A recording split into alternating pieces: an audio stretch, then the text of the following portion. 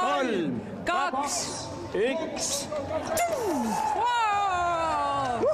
Vaadake, kui palju rahvast siin on. Siin on kokku, see on kõige populaarsem distants, 10 kilomeetrit ja nüüd väikeste vahedega lastakse sinna rajale üle 10 000 inimese. Reporter stardib näitleja Venno Loosaarega. Mis me teeme? Võtame mingi eesmärgi? Esimene eesmärk on rada läbida. Minu number on 3156. Mu eesmärk on jõuda vähemalt 3155 koht saavutada. Ja see on teine eesmärk. Ega siin tempot vist üles ei saa nii pea. Jah, aga hea, see on hea jõnksuda koos. Jah, muusika tauntis väga mõnus. Anna juba hakkab minema. Juba Estonia taga saab juba väikse jooksusammuga kätte. Eesti ees, terve Eesti ees. SEB Tallinna maratoni võit läks seekord Keeniasse. Kiprop Tonui läbis 42 kilomeetrit 2 tunni ja 18 minutiga. Eesti meistriteks krooniti seekord Sergei Tšerepannikov, kes läbis 42 kilomeetrit 2 tunni ja 23 minutiga ning Kaisa Kukk, kelle ajaks oli 2 tundi ja 52 minutit. Elu esimest maratoni jooksis ka armastatud näitleja Marilyn Jurman. No kuskil 34. või 5. kilomeetril oli selline tunne, et tahaks nutma hakata. Siis ma vist hakkasingi nutma mingi hetk. Ja siis ma hingasin sisse ja välja ja jooksin lõpuni. Uskumatu, nii pisikene väike naine. Milline jõud ja vastupidavus ja sitkus. Mida sa sööd? Mida ma söön?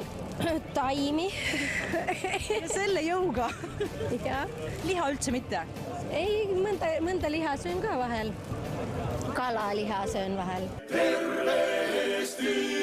42-kilomeetrise maratoni läbis ka legendaarne jooksukuulsus Viljandist 82-aastane Benno Viirand. 42 kilomeetrit on selja taga. Kuidas te ennast tunnete? Ei, no väga normaalselt. Te ei ole üldse väsinud. Kuidas see võimalik on? No aga ega ma tapma ei tulnud, ma tulin mõnu peale. Eelmine aasta käisite, see aasta. Te treenite ikka ennast aasta ringi? Ei, no ma liigun, ega see ei ole treenimine. Vaevalt liigun 10 minutiga kilomeetrit, see ei ole trenni. Seekord püstitati maratonil ka Guinessi rekord.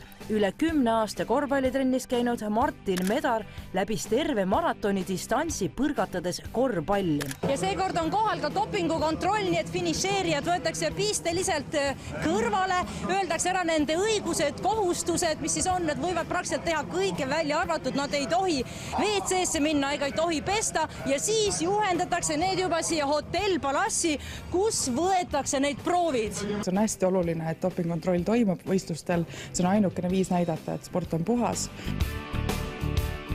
Dopingukontrolliks võetakse sportlastelt uriiniproov. Ta läheb siis nüüd, peab siia nüüd urineerima. Kas ta seeb seda kellegi nüüd kontrollija silme all? Just, et siin on, kuigi ta hoiab ise seda purki käes, siis enne peseb käed ilma seebita, kontrollib, et see purk on puhas, terve ja siis urineerib ja tal on tõesti samast soost saatja kaasas, sest et see peab olema garanteeritud, et see uriin väljub sportlase kehast. Mitu inimest siia on siis nüüd täna juba tulnud?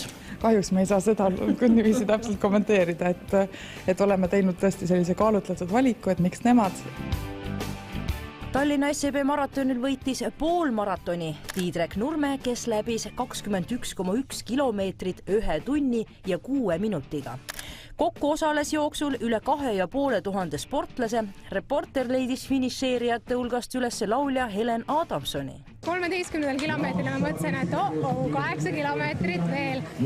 Ja siis, kui tuli 19. kilomeetri kätte, siis ma vaatasin, mu pulss oli nagu konstantselt 195 ja siis ma umbes kilomeetri kõndisin. Ja võtsin ennast uuesti kokku ja tegin siis 2:40 selle poolmaratoni ära ja ma ise olen väga rahul.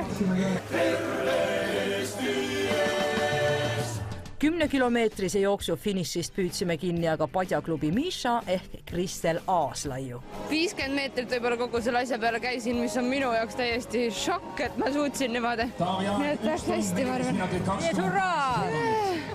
Tehtud. Ja sealt ta tuleb, Venno Loosaar. No nii, me oleme ammu juba finišis, kus on nii kaua läks? Ei, ma käisin poes vahepeal ja siin oli muuseas odav väljamüük, ma sain uued uued prillid endale.